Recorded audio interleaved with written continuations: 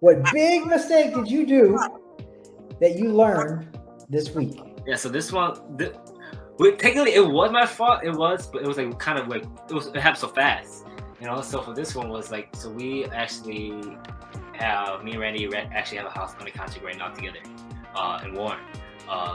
So I forgot to talk about that, but this is our actual second one we're working on together. So that one probably be for part 2 eventually in the future, if we do it. But knock on wood, But we're actually working on one together. So what I did, I had a buyer that I just met on Facebook that buys in the local area, and when I go to look for buyer, I use Google, I use Facebook, I use everything, whatever, if I can find a buyer. So this guy, he wanted to see the house quick, blah blah, and then before he could ever see it, I didn't tell him the situation of like, hey, you're going in there as you think that I did tell him that I'm a wholesaler, that stuff, but I just didn't know him enough. I thought I trusted him, I thought he would know, but he went in there doing his thing. He did a thing that like he was a wholesaler. He was a wholesaler, but he's a buyer too. And so he went in and then he literally said the same exact things that me and Randy said. Like, as like a wholesaler, you have like this little certain script that they go, to talk and talk, So the moment I heard that, I just like paused. I'm like, oh shoot. I thought this guy knew that he was a contractor, or he not to pretty much talk like a wholesaler. And so that I called Randy. I'm like, hey man, like, I don't know, I kind of messed up. I don't know what to do. So luckily we have a good relation with the seller too. So luckily after the seller and them talk, they did a thing. They left and I talked to the seller. Luckily he understood. Like, hey man, what's going on? I thought you guys. Like, so some buyers or sellers, they forget that they think that we are the buyers, but then and they do sign a contract. But then in the contract it states that we do have. We could sell it at a third party, whatever. And some buyers, they know that we're wholesalers, but then when we tell them that we're not buyers, we bring contracts over, they might get upset. Like, hey, wait, are they buying or are you guys buying? What's going on? So on that one, I go through my spiel where I tell everybody, hey, we have different strategies, blah, blah, blah, this and that. And we told that to them. They still thought, I worked it out with them that I told them, I'm like, listen, we came to you for a price reduction. I asked you for this. You came back at a little bit higher. I told you I'm doing my best to be able to get you your price. And in order to do that, I have to walk some other people through there. Now, the biggest problem that that you did, Matt, was you did not prep the buyer. All right. Your buyer's not supposed to talk about price, especially if they're in front of the seller. What happened is that this buyer thought that he was working with Matt to JV, and so therefore he's trying to pitch the deal to them in order to get it under contract. And one of the other guys actually knew his family, got their number, and luckily, because there was 2 guys, luckily one of the wholesalers that was there actually knows me and knows who I am, and he called me right on my cell phone right after you guys met. And he's like, we could have snaked this deal away easily. Yeah. And so it's a good thing they didn't, because we have it under contract. But we're still working with trying to get this deal sold. So anybody out there, we have a property in Warren. It needs a lot of work. Okay. It's on the Van Dyke border. It's a vision. So, I mean, it's not a bad house. If I really wanted to buy it, and but I don't want to live in Warren, more or less, but I could buy it, whatever. Yep. But it's actually a nice, for that area. I mean, I think it was worse before we even saw it. I'm pretty sure. Most definitely. So, with that being said, you always have to prep your buyers. Yeah. And you tell them, we'll talk after we're out of there, especially if the seller is there. Okay. In this case, the seller was there because he didn't feel comfortable enough to put a lockbox on. Okay, so on that case, after this, we actually talked, and I ended up getting a lockbox to go on there. So that's the good thing. But we have an understanding. We know what we're doing, and I told him, I'm on your guys' side here. I'm trying to sell this and get as much money out of this as for you guys as possible. You know, and if that makes us, we're not going to make as much as the last deal, but I'm just hoping to make something on this deal. Okay, that's it. So going through this whole title work, what did you learn about that? So luckily for title, I for some damn reason I thought that I would never have a problem with it, but I so far I haven't, because when I first started, I already had like a couple title companies that people recommend, and once you find a title company, especially if it's local, and I talked to the title company before I even had to deal with anybody, because I wanted to make sure to find the right title company before I did anything, so I know where to go to quick. So I had to find like a wholesale friendly, title company, and I had a whole bunch of recommendations, of course, in the area. So it was, of course, Aaron. I don't know how to say the last name, but he was the first guy that I met and called. Even to this day, for some reason, even all the people that I talk, all buyers, everybody that I network with, they all go to him.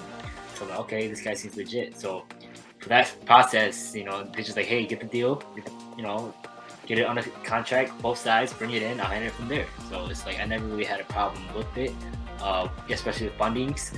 Fundings went through quick, when we had ours, it was fast.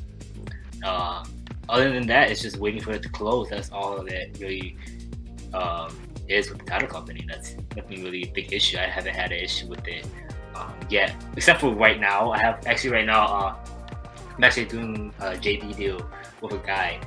It's for a property in Jackson. But right now, so he bought this property in an auction, and so for some reason he said he had it under his name already from the auction, and I don't know how that process works with that auction stuff, and then he says that it already went through it's going through the Jackson County title or deed place, whatever they sent it out to get that name.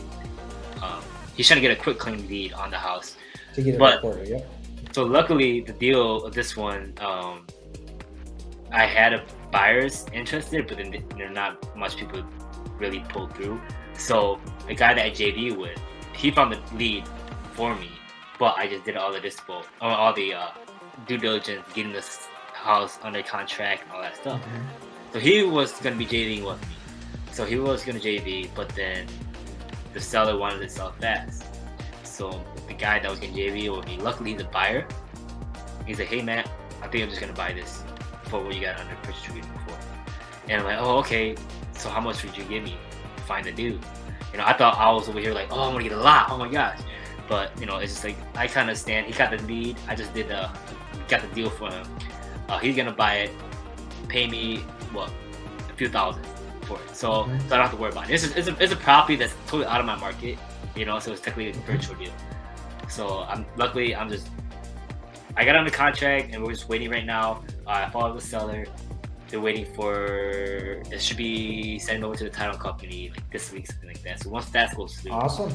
Yeah, my buyer, he's gonna sign the paperwork, whatever, he do the thing, closing, and pay me $1,000 fee. And I'm like, all right, I take that. I don't have to worry about this house anymore. But earlier, I was just like, not earlier, like a couple days ago, I was over here like trying to find buyers, all that stuff. I'm like, all right, we're just gonna buy it and we wait for the paperwork. Okay, I don't have to worry about it anymore. So I'm just waiting for that. That's awesome. So that'll be officially your second deal, Yeah, like a small fee. Yeah, but it's small fee, but it's weird. It's so creative. This whole thing. Exactly. So these are different ways you're learning that you can bring value to other people. Yep. In order to help them. So this other guy, he has so much leads coming in that he doesn't have time to deal with them. So here's you're offering up hey, I'll put this together, get it under contract, blah, blah, blah, try to find a buyer and see what we can do. you know. There's trust too, you know. So like, I did get greedy on it because I didn't know the comps. I had like good due diligence on how much the numbers were, because like he probably thinks that I'm so new at this, you know, blah blah blah. And I did try to milk him for a little too much, but over here I'm like, hey, this house is valued at over 100,000 plus, and we're getting it under 10K. We get it for 10K, you know. Yep. And it leaves you room, so much room, you know. Like, I want at least, like, you know, I didn't ask for much. I was like, you know, 7K. I mean, I'm over here like 7K, you know. It's like, I'm not being greedy, but I know it's like, hey man, if you're gonna buy this, I know the worth of this house, man. It's like, I have it under contract, you know. Technically, you found me the lead, but it's under my name. I didn't want to be a-hole, but he kind of got upset with me for asking for too much, and then I kind of got in my realizations too. I'm like, you know what? It's not a big deal. He got me the lead, and I got him a contract with the lead. So this contract was, I woke up, he texted me, hey, I sent you a lead, looked at my email, looked it up, called it, locked it up in like literally 2 hours, 3 hours, and blah blah blah. We did our thing after that, and then eventually a couple days later, my buyer's like, hey, I might have to just buy it because the seller wants to did that. Because the So seller, how much time do you have total into that? A couple hours? yeah, about, because this is like, once you figure out, there's some things, like, tell people, once you learn how to do it, and there is some situations that it might just speed up real fast.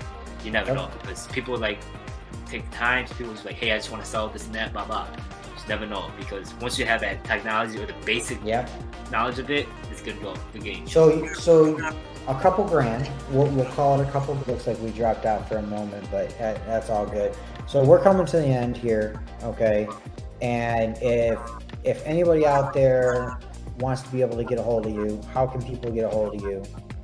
Yeah, so of course, Facebook. Facebook is probably I've been social media active for the last 10 years. So like, if you could reach me, if you need to reach, you can reach me through Facebook faster than you probably my text, even if you go to the phone, you know, because everything I do talk to people is on Messenger, especially pictures is easier for me to figure it out and who they are. Text message, I get a lot nowadays. You get a lot of spams, those fake ones, or people just spam you. So I don't like to text on my phone text unless it's someone I know, or, you know. Other than that, you could reach my number too, but I had two numbers. My second number, I'm not gonna use it no more. The one that you call me, I'm gonna go back to my original number, just because I seem like it works better for me. Because when I call on my Text Now app, it comes as scam likely. So that's what my buddy told me. So I'm like, if I use my number, I'm not afraid to use my regular number.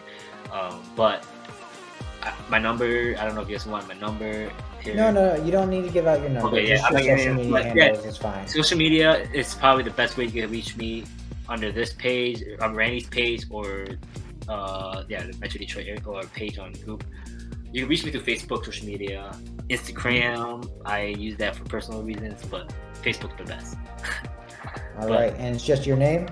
Yeah, Matt Lee. Oh, yeah, Matt Lee. All right. Awesome. Maybe we do part two eventually in the future. So most definitely. So we're wrapping this up here. If anyone out there needs help with closing sellers or anything like that, give me a call or email me with the deal or anything like that. I'll be happy to help and do whatever I can to help. We're here to help.